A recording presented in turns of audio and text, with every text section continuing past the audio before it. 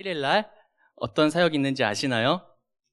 네, 네, 간단하게 대답해 주셨는데, 네, 숲교회 수양회가 있다는 소식을 저 들었습니다. 그래서 목사님께 여쭤봤어요. 제가 아직 숲에 포함이 안 되어 있는데 가도 됩니까? 라고 여쭤보았고, 목사님은 흔쾌히 와도 됩니다.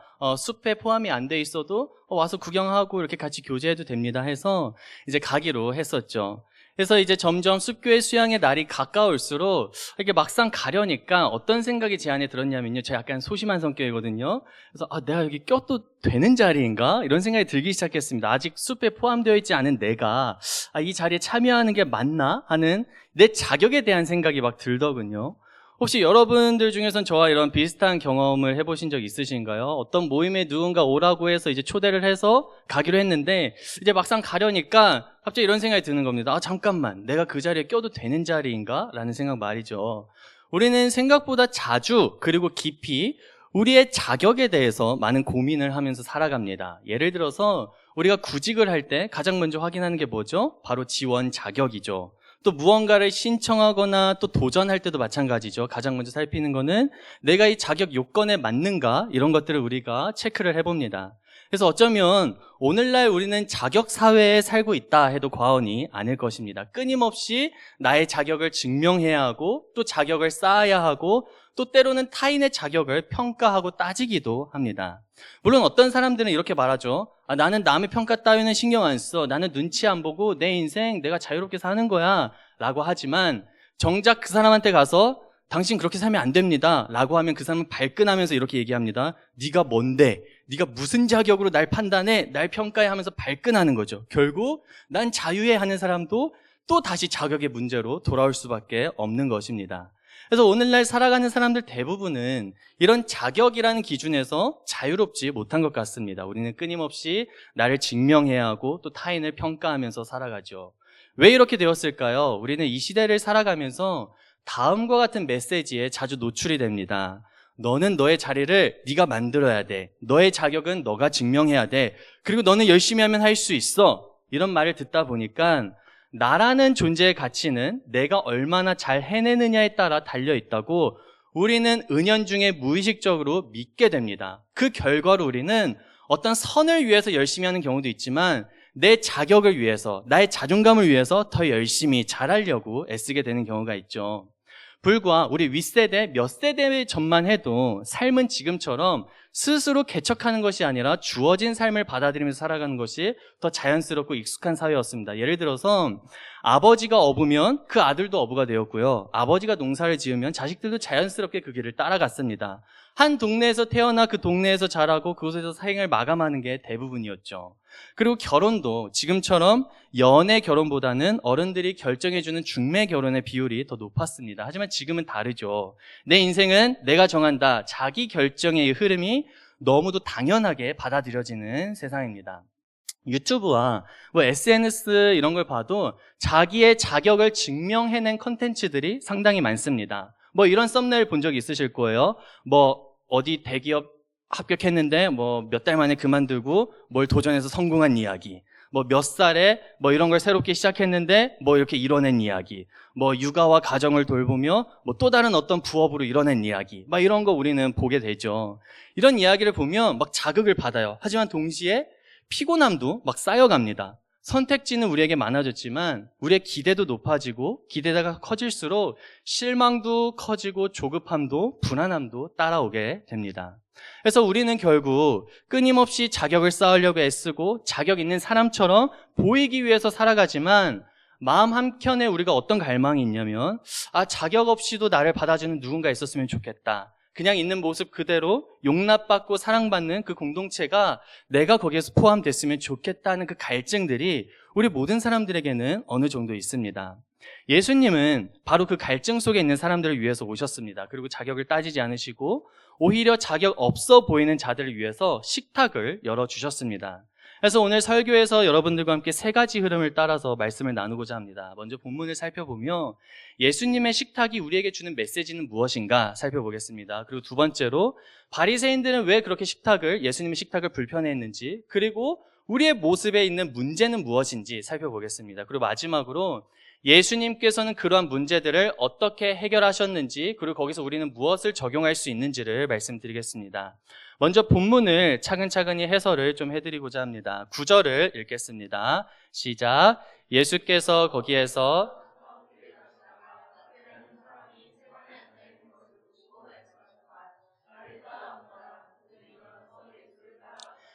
네, 이 구절에서 예수님께서 부르신 마태는요, 세리였습니다. 당시 유대 사회에서 세리는 미움을 받는 직업 중에 하나였는데요.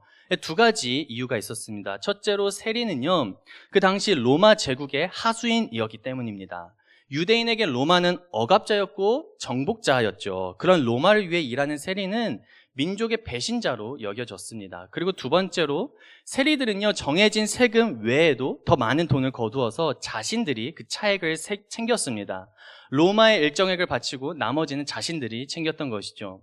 예수님께서 부르신 마태가 바로 이런 세리였고 그의 집에 가서 그의 친구들과 함께 식사를 나누십니다.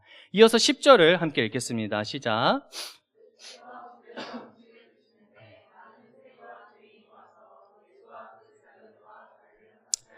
네, 이 당시 식사는요, 그냥 밥을 먹는 것 이상의 의미가 있었습니다. 이 당시 사회는 자신을 드러내는 방식과 먹는 것 사이에는 긴밀한 연관이 있었는데요. 당시 유대인들은요, 두 문화권 아래 살았습니다. 하나는 유대 문화이고 또 하나는 헬라 문화였죠. 먼저 첫 번째로 유다 문화에서 식사는요, 이들은 이제 율법과 전통을 따라서 먹을 수 있는 음식과 먹을 수 없는 음식을 철저하게 구분했습니다. 그래서 이러한 식사 규칙을 지키는가에 따라서 이 사람들은 정결한 사람이고 식사 규칙을 지키지 않는 사람은 부정한 사람이었죠. 그래서 유대인들에게 있어서 식사 자리는요, 자신들의 깨끗함을 드러내는 수단이었습니다. 그리고 두 번째로 헬라 문화에서 식탁은요, 오늘날과 좀 비슷한데 자신의 사회적 위치를 보여주는 도구였습니다. 비슷한 계층끼리만 식탁 교제를 했고요. 나에게 어떤 비즈니스적인 이익이 되는 사람들과 식사 자리를 공유했습니다. 그리고 어떤 식사 자리에 초대된다는 것은 굉장히 명예로운 일이었습니다. 왜냐하면 내가 인정받았다라는 사회적인 메시지가 그것을 통해 드러났기 때문이죠. 그래서 이 두 가지 문화 가운데 살았던 당시 사람들에게 있어서 이 식탁은요, 자신의 자격을 말해주는 자리였습니다. 나는 이렇게 깨끗하다. 나는 이런 사람들과 어울릴 수 있는 존재다. 이 모든 게 먹으면서 표현되고 은연중에 드러나는 거죠. 그런데 예수님은 지금 누구랑 식사를 하고 계시냐면 죄인들과 세리들과 함께 식사를 하고 계시다라는 겁니다. 그래서 바리새인들은 11절에서 이렇게 반응합니다. 시작.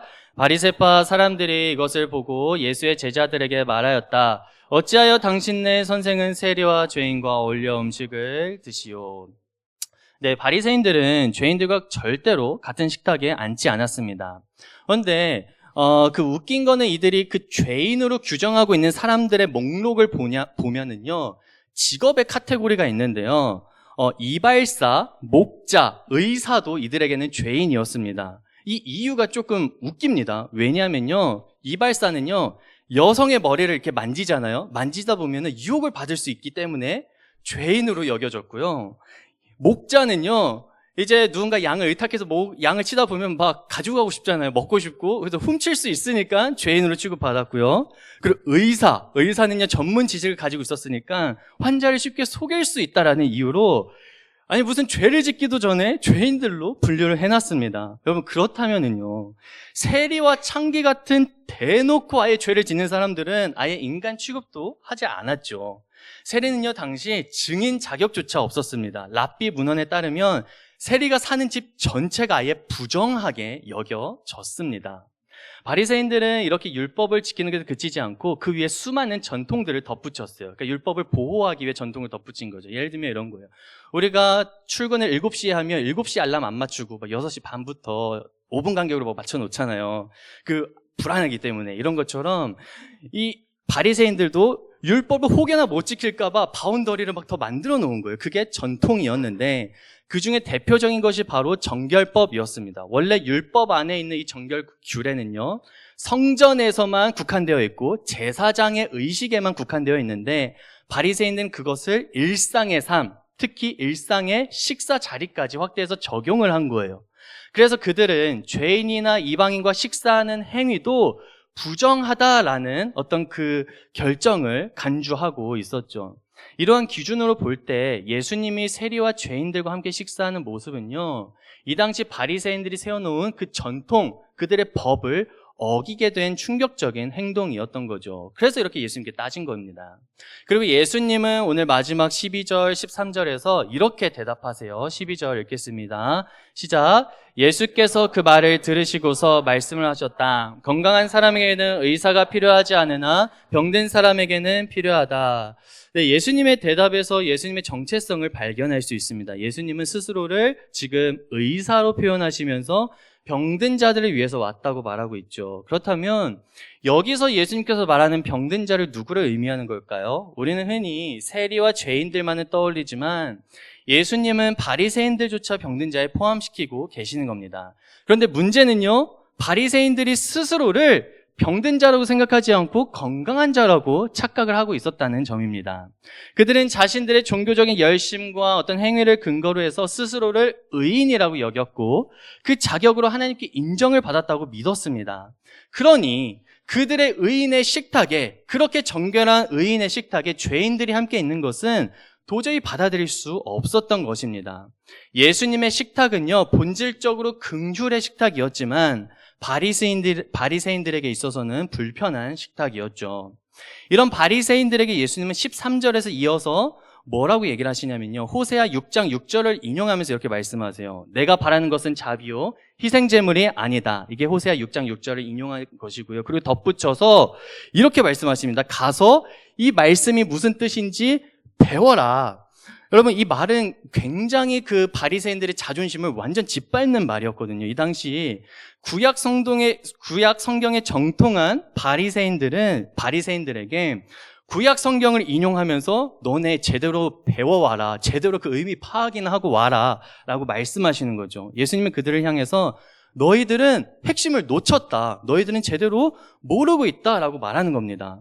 예수님께서 가르치시는 것은, 진정 원하시는 것은 형식적인 경건이나 종교적 의식이 아니라 긍휼의 마음, 곧 자격 없는 자들을 향한 하나님의 따뜻한 마음을 품는 것, 이 자비, 이게 하나님이 원하시는 거다라고 말하는 겁니다. 여러분, 예수님의 이 식탁은요, 그 시대 독자들에게, 그리고 오늘을 살아가는 우리에게 이렇게 도전합니다. 너희들은 모두 병든 자이다. 너희들은 모두 긍휼이 필요한 자들이다. 너희들은 하나님에게 긍휼을 받아야 한다라고 첫 번째 도전을 주고요. 이어서 두 번째로 이렇게 도전합니다. 너희는 받은 그 긍휼을 가지고 서로를 대하며 긍휼로 자비로 대하면서 살아야 한다. 이것이 두 번째 도전입니다. 자, 만약에 여기서 이제 설교를 마친다면 우리는 분명히 일주일을 살아가면서 그렇게 살지 못한 나를 마주하게 될 겁니다. 아, 하나님의 긍휼을 의지하지 못했어요. 누군가를 긍휼로 대하지 못했어요. 하는 나를 이제 발견하게 되겠죠. 그렇다면 우리는 이제 두 번째 파트로 넘어가서 이렇게 질문을 해봐야 합니다. 왜 우리는 그렇게 살지 못하는가라고요. 그 이유는요, 우리가 서두에서 밝혔다시피 우리는 긍휼을 받는 것보다 긍휼을 주고받는 것에 익숙하지 않고 우리에게 더 익숙한 삶의 방식은 자격을 따지고 그 자격을 증명하는 것입니다. 한 가지 예를 들어볼게요. 여러분, 공짜 좋아하시죠? 우리는 공짜를 좋아합니다. 그런데 정작 누군가 뭔가를 공짜로 준다고 하면 무섭습니다. 불안해요. 왜냐하면 우리는 살면서 한 가지 배운 진리가 있거든요. 이 세상에 공짜는 없다. 이거 우리 경험을 통해서 배운 거죠. 겉보기에는 공짜처럼 보여도 결국에는 뭔가 요구한다는 것을 알기 때문입니다. 그래서 뭔가를 받으면 그만큼 되갚아야 한다라는 생각을 우리는 자연스럽게 본능적으로 이제 하게 되는 거죠. 이게 우리 마음의 구조입니다. 무언가를 누리려면 그것을 누릴 만한 자격이 있어야 한다. 누군가로부터 뭔가를 받으려면 그것을 분명히 받아야 할 이유가 있어야 한다는 생각이 우리가 익숙하게 살아온 삶의 방식입니다. 이 말을 다르게 표현을 하면요, 네 글자, 율법주의라고 말할 수가 있습니다. 율법주의가 뭐냐면 하나님이 나를 받아주시려면 내가 먼저 나의 자격을 쌓고 증명해야 해라는 생각입니다. 여러분, 바리새인들이 딱 그랬습니다. 그들은 자신과 타인들의 자격을 논했고요, 그 자격을 가르는 기준이 율법을 얼마나 잘 지키는가였습니다. 율법을 잘 지키면 의인이었고요, 율법을 못 지키면 죄인이었습니다. 율법을 잘 지킴으로 하나님 앞에 자격이 있다고 여겼고, 율법을 잘 못 지키는 자들은, 그리고 또 못 지킬 것 같은 자들은 하나님 앞에서 의인의 자격을 상실한 죄인으로 취급한 것이죠. 하나님은요, 율법을 그렇게 사용하라고 주신 게 아닌데 그들은 율법을 오해했습니다. 하나님께서 율법을 왜 주셨을까요, 여러분? 16세기 신학자 존 칼빈은요, 율법의 세 가지 중요한 목적을 정리해 줬습니다. 그것을 간단하게 설명해 드리면 이렇습니다. 먼저 율법의 목적은요, 거울입니다. 거울. 우리가 거울 보면서 이게 눈곱 꼈네, 어디가 뭐 묻었네 이런 거 볼 수 있는 것처럼 율법은요, 우리가 얼마나 죄인인가를 보게 해줍니다. 그렇게 함으로써 예수 그리스도를 바라보게 하죠. 이것이 첫 번째 목적. 두 번째 목적은요, 사회적 악을 억제하는 기능을 합니다. 물론 이것을 완벽하게 지키진 못해도 율법은 이거 해라, 저거 하지 마라 이런 말들이 613개나 있잖아요. 그래서 이런 걸 막 지키려고 노력을 하다 보면 완벽하게 못 지켜도 사회가 어느 정도의 악은 이제 저지가 된다라는 겁니다. 이게 두 번째 목적이고요. 세 번째로는요, 율법을 통해서 하나님의 마음을 알 수 있습니다. 하나님이 우리가 어떻게 살았으면 좋겠는지에 대한 삶의 어떤 가이드라인을 얻을 수 있다라는 게 이제 세 번째 율법의 목적이죠. 그러니까 율법은요, 우리 보고 모든 것을 지켜라 라는 그 의도를 가지고 주어졌다기보다 이것을 통해 그리스도를 바라봐라 라는 그 목적이 더욱더 강합니다. 우리가 이런 율법의 목적을 다음과 같은 구절들을 통해 좀 더 확인할 수 있는데 제가 읽어드릴게요. 율법은요, 우리에게 이렇게 요구해요. 마태복음 5장 48절.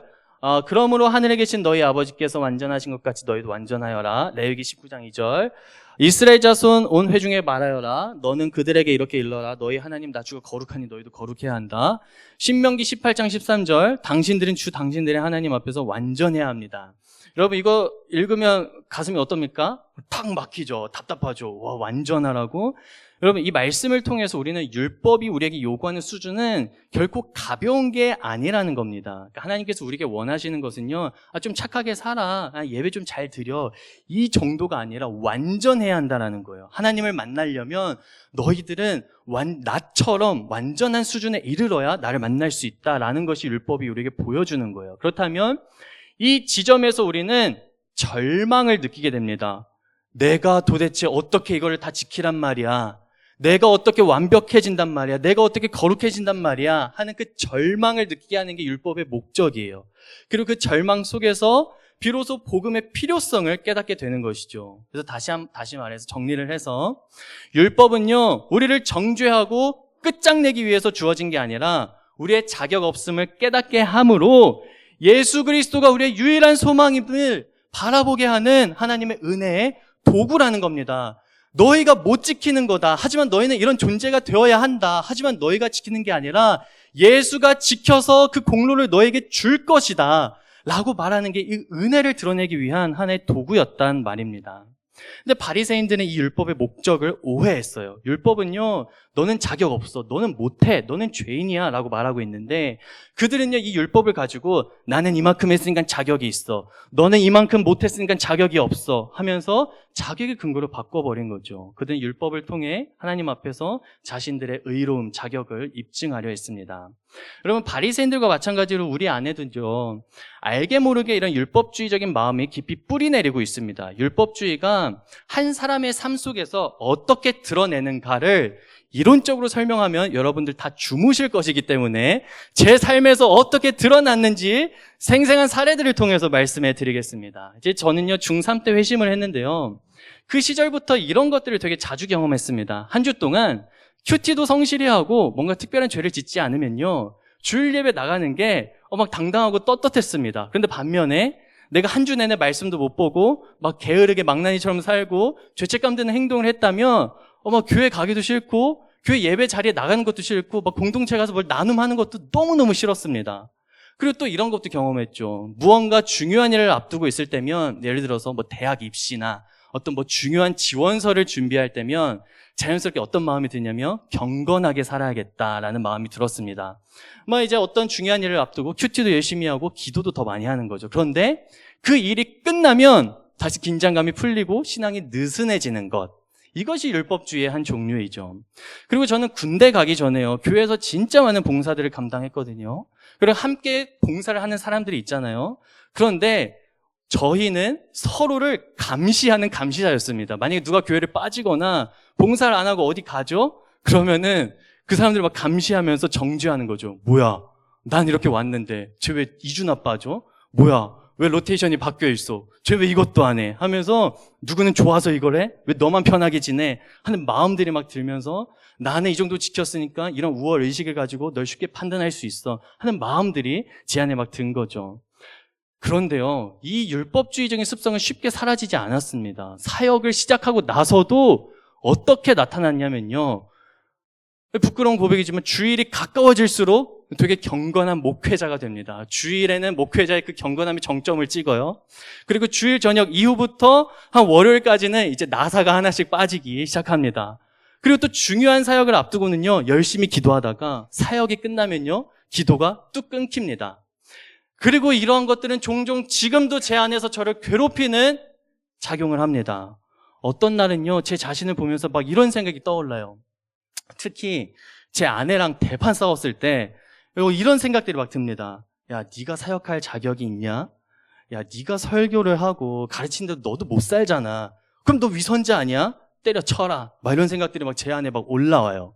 그러면서 막 온갖 막 자기 연민, 우울, 분노, 죄책감, 위축돼, 그러다 막 서운했다가 막 이런 것들이 막 저를 집어 삼키려고 합니다. 여러분, 이럴 때 저는 어떻게 해야 할까요? 설교를 포기해야 할까요? 사표 내고 저는 이제 겸손하게 어디서 수양하면서 지내겠습니다, 이렇게 하는 게 겸손한 걸까요? 혹은 내가 진짜 살아낸 것만 설교로 전하고 가르쳐야 할까요? 아니죠. 이것은 하나의 율법주의죠. 내가 자격을 갖췄을 때만 가르칠 수 있다, 내가 자격이 있을 때만 사역할 수 있다, 이것은 결국 나의 자격에 의존하는 사역이기 때문입니다. 그래서 저는 이런 공격이 제 안에 들려올 때마다 복음으로 제 마음을 반박합니다.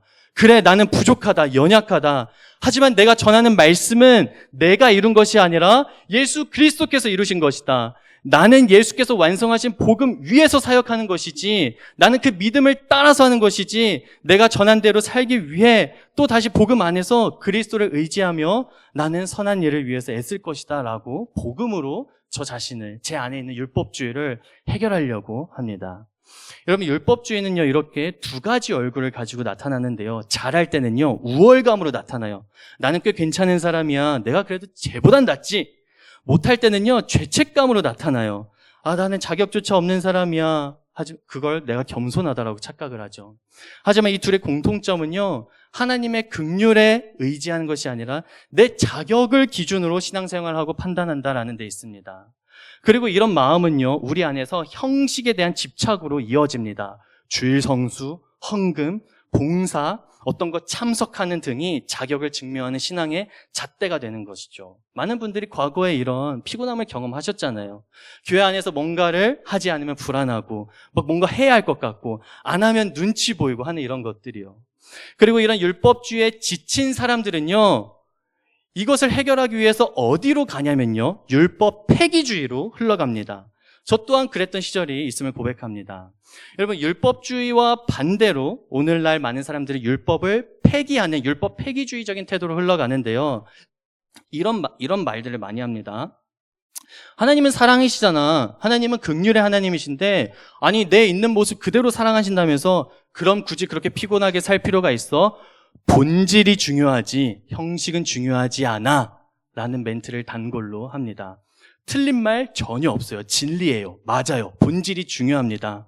하나님은 분명히 사랑이시고요, 외형적인 형식보다 중심을 본다고 말씀하신 분이세요. 그런데 문제는요, 이런 말이 우리 안에 게으름과 방종을 정당화하는 명분으로 작용한다라는 게 있습니다.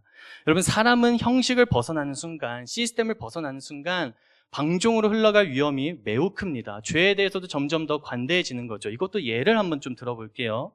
그러면 코로나 시기에 예배에 대한 논쟁이 막 있었습니다. 그렇죠? 막 예배를 예배당에서 드려야 하니 아니니 하면서 막 그러한 목소리가 있었고, 반면에 방역을 위해서, 배려를 하기 위해서 비대면 예배를 해야 된다 강조하는 그 두 부류의 목소리가 있었습니다. 이 시기를 통해 우리가 한 가지 그래도 선명하게 기억하는 진리는 이거죠. 우리가 곧 교회이다. 건물이 교회가 아니다. 내가 있는 곳이 곧 예배의 장소이다 라는 것을 우리는 확인했고 받아들였습니다. 네, 아주 좋은 진리예요. 그래서 이런 사람들은 또 이렇게 비판을 합니다. 많은 사람들이 예배당에 모여야 한다고 하는 사람들을 율법주의라고 이제 비판하는 거예요. 아니, 하나님 어디에나 계시잖아. 꼭 교회 가서 예배 드려야 돼? 그렇게 건물을 집착해야 돼? 너무 율법주의 아니야? 하면서 비판을 해요. 우리는 본질에 집중할 거야. 장소나 방식보다 마음이 더 중요해. 예배는 삶이야. 일상이 곧 예배야. 라는 목소리를 많이 냅니다. 맞는 말이에요. 실제로 저도 이 말에 동의하고 공감합니다. 그런데 우리가 한번 생각을 해봅시다. 이 말이 맞고 틀리고 진리냐 아니냐를 떠나서 우리는 우리의 삶에서 이러한 일들이 벌어지는 것을 너무 많이 봤어요. 난 예배 집에서 드릴 거야. 난 내 삶이 예배야. 하지만 집에서 예배를 막상 드리려고 하면 예배 집중도 안 되고요. 은혜의 간격도 줄어듭니다. 결국 어떤 사람들은 공동체로 멀어진 경우도 적지 않죠. 우리가 교회입니다. 각자 자리에서 예배자로 살아갑시다. 주일 성수에 너무 집착하지 맙시다. 라고 하는 사람들 중에서도요. 많은 사람들이 다시 그 예배 자리로 돌아오지 못한 사람들이 정말 많습니다. 굳이 교회에 모여서 기도해야 해? 각자 처소에서 기도하면 되지. 그런데 정작 집에서 5분 기도하고 딴짓하게 되는 사람들 적지 않을 것입니다. 그 사람들 중에 한 명이 바로 저입니다. 네, 그리고 어쩌면 여러분들의 이야기일지도 모르겠습니다. 이것이 우리의 현실이고 연약함이죠. 여러분, 본질과 형식 둘 다 중요합니다. 본질 없는 형식은 껍데기에 불과하지만 형식 없는 본질은 또 쉽게 흐려지고 무너집니다. 생명이 몸 안에 있을 때 아름답고 달걀이 신선함도 껍질 안에 있을 때 유지되듯이 마찬가지로 우리의 신앙도 본질과 형식이 함께할 때 온전해지는 거죠. 균형이 무너지면 신앙의 생명력도 잃게 되는 겁니다. 그래서 기독교는요, 더 열심히 해라도 아니고요, 너 그냥 아무것도 안 해, 아무것도 하지 마라도 아닙니다. 왜냐하면 이 두 극단은요, 즉 율법주의와 율법 폐기주의 모두 하나님을 오해하고 있기 때문입니다. 겉모습은 분명히 양 극단에 있지만 뿌리는 같아요. 율법주의는요, 하나님을 어떻게 오해하냐면요, 하나님은 무섭고 까다로운 심판자야. 그래서 마지못해 순종하는 성향을 가진 사람들이 보통 율법주의적인 모습으로 드러나고요.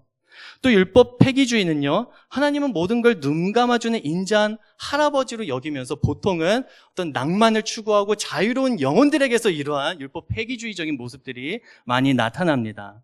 하지만 이 태도 두 가지 모두 다 하나님을 잘못 이해하고 있기 때문에 나타나는 반응이죠.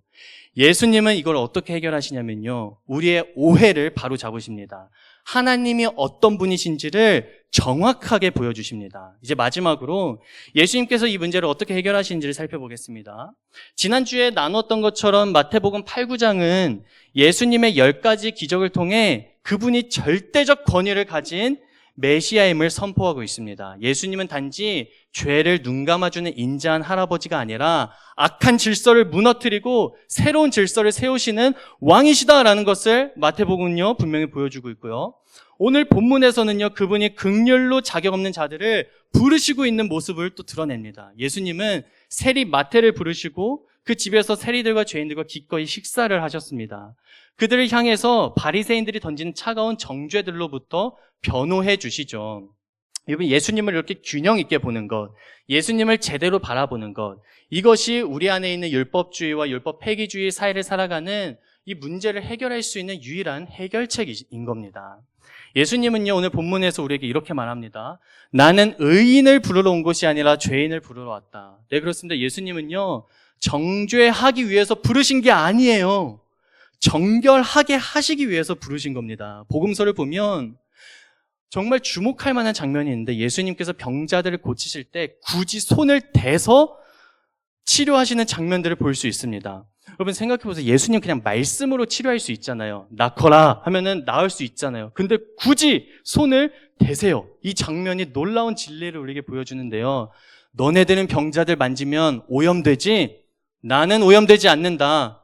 나는 오히려 깨끗하게 하는 메시아다라는 것을 보여주는 겁니다. 바리새인들은요, 죄인들의 실패를 보았지만요, 예수님은 죄인들의 필요를 보셨습니다. 그리고 이렇게 말씀하시는 거죠. 너는 실패했다. 그래서 내가 필요하다. 너는 죄인이다. 내가 너를 회복할 수 있다라고요. 예수님은 바리새인들에게 이렇게 말씀하셨어요. 너희는 가서 내가 바라는 것은 자비요 제사가 아니다라는 말씀의 뜻이 무엇인지 배워라. 여러분, 예수님은 이 말씀을 가지고 우리에게도 동일하게 도전하십니다. 우리에게 자비를 배우라라고 도전하세요. 여러분, 자비는 배워야 하는 겁니다.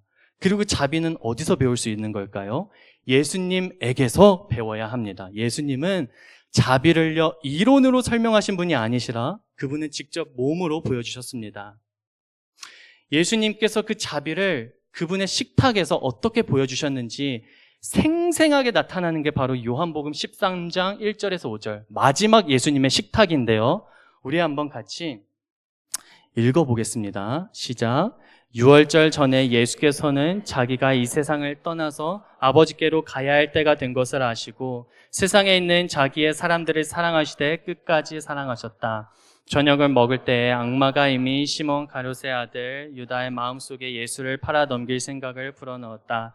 예수께서는 아버지께서 모든 것을 자기 손에 맡기신 것과 잡수시던 자리에서 일어나서 겉옷을 벗고 수건을 가져다가 허리에 두르셨다. 그리고 대야에 물을 담아다가 제자들의 발을 씻기시고 그 두른 수건으로 닦아주셨다. 예수님은 마지막 만찬 자리에서 자신을 따르던 제자들의 발을 하나씩 닦아주셨습니다. 어떤 놀라운 철학 얘기해 주신 게 아니라요. 직접 몸으로 보여주셨어요. 단순한 식사를 하신 게 아니라 친히 낮아지셔서 몸을 낮춰서 제자들의 더러움을 닦아주셨던 그 자리입니다. 그리고 이 식탁 이후에 예수님께서는요, 제자들을 위해 간절히 기도하시죠. 아버지, 저들도 우리와 같이 하나가 되게 하소서. 그리고 예수께서는요, 십자가에 달리심으로 자신이 친히 떡과 포도주가 되어주심으로 그 기도를 이루셨습니다. 자격 없는 우리에게 자신의 전부를 내어주셨습니다. 이것이 예수 그리스도의 식탁입니다. 예수님의 식탁은 오늘도 우리에게 이렇게 말합니다. 내가 너를 부른다. 내가 너를 정결하게 한다. 내가 너의 자격이 되어준다. 와라. 내가 너의 더러움을 닦아줄 것이다. 와라. 나를 먹고 나를 마셔라. 와라. 나와 함께하자. 마태복음 11장 28절은 예수님께서 이렇게 말씀하십니다. 예수님의 말씀을 여러분들이 들어보십시오. 수고하고 무거운 짐을 진 사람은 모두 내게로 오너라. 내가 너희를 쉬게 하겠다. 여러분, 예수님은 자격 없는 우리를 이렇게 부르시는 것입니다. 우리가 율법주의나 율법 폐기주의가 아니라 진정한 긍휼을 베푸며 살아갈 수 있는 길은요, 예수님의 더 큰 섬김, 예수님의 더 큰 희생을 바라볼 때 가능한 겁니다. 초대교회 교인들을 보십시오. 그들이 예수님을 만났을 때 그들은 실제로 계급을 뛰어넘고 민족을 뛰어넘는 식탁을 함께 만들었습니다. 예수의 식탁에서 긍휼을 맛본 자들이 예수의 식탁을 이어가는 자들로 변화되었습니다. 여러분, 우리가 이제 그 식탁을 이어갈 차례입니다. 우리가 먼저 그 긍휼을 입었다면 그 식탁을 세상으로 넓혀가는 삶을 살아야 하지 않겠습니까? 마지막으로 두 가지 적용을 하고 설교를 맺겠습니다. 첫 번째 적용은 간단합니다. 내가 긍휼이 필요한 사람이라는 사실을 잊지 마십시오. 이것이 첫 번째 적용입니다. 그 두 번째 적용은 우리의 일상에서 예수의 식탁을 이어가는 것입니다. 우리가 식사하는 자리에서 나와 마주 앉은 사람을 긍휼의 대상으로 바라보는 것에서부터 시작을 해서 그에게 어떻게 긍휼을 흘려보낼지, 어떻게 자비롭게 대할 수 있을지 고민해보고 실천해보시기를 바랍니다. 특별히 순모임 식탁 교제 안에서 그 긍휼을 함께 연습해보고 실천해보고 답을 찾아가보는 장이 되시고 또 도전을 서로 주고받는 장이 되시기를 바랍니다. 그렇게 우리의 식탁이 교회 안에서 연습되고 세상으로 흘러가기를 바랍니다. 사랑하는 이윤숙 가족 여러분, 예수의 식탁에서 긍휼을 받은 우리가 이제는 그 식탁을 넓히는 사람이 되기를 바랍니다. 자격을 따지기보다 긍휼로 초청하는 사람, 정죄하기보다 함께 앉아주는 사람, 그렇게 우리의 식탁이 넓어지고 우리 숲이 풍성해지고 우리 교회가 긍휼의 공동체가 되기를 주님의 이름으로 축원합니다.